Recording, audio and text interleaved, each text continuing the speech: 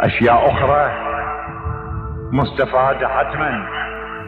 حبيبي، ما ادري انت تشعر ام لا، غير ملتفت الى ذلك ام ملتفت. انا حينما اقوم في شهر رمضان في وقت السحر اشعر بانني مشترك قلبيا وعاطفيا مع كل الذين قاموا في وقت السحر وصاموا عند اذان الصبح.